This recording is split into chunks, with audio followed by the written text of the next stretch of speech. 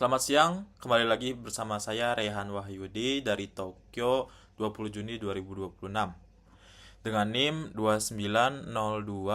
2902856604, mata kuliah Business Ethics and Sustainability, dosen pengampu Ibu Herda Sabria Darakospa.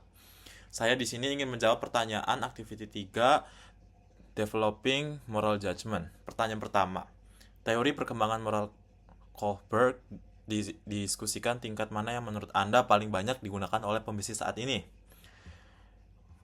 Menurut saya, jika melihat praktik bisnis saat ini, tingkat yang paling banyak digunakan oleh bisnis saat ini adalah tingkat konvensional, terutama di hukum dan ketertiban.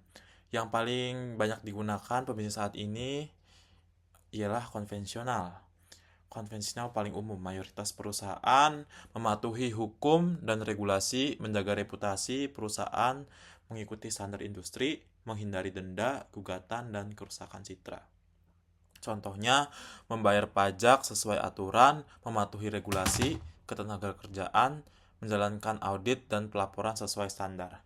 Alasan utama, bisnis memerlukan kepercayaan pelanggan, investor, dan pemerintah agar dapat bertahan dalam jangka panjang. Saya akan memberikan satu contoh perusahaan yang mencerminkan level konvensional, yaitu perusahaan Apple. Yang kita tahu ya, perusahaan Apple ini sangat besar dan produknya dipakai banyak di seluruh dunia. Salah satu contohnya nyata dari Apple yang mencerminkan level konvensional, khususnya law and order orientation.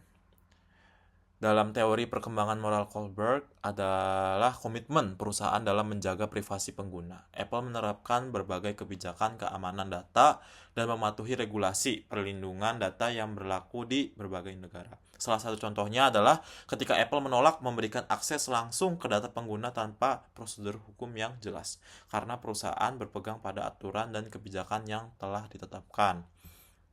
Menurut saya, manajer dan karyawan dapat beralih ke level penalaran moral yang lebih tinggi, yaitu post konvensional, karena seiring bertambahnya pengalaman, pendidikan, dan kesadaran etis, seseorang dapat mulai mempertimbangkan prinsip-prinsip moral yang lebih luas daripada sekedar mengikuti aturan pada level ini.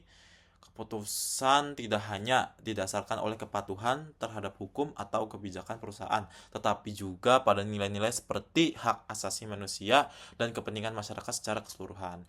Namun, perpindahan ke level yang lebih tinggi tidak selalu mudah karena dipengaruhi oleh budaya organisasi, tekanan bisnis, dan lingkungan kerja.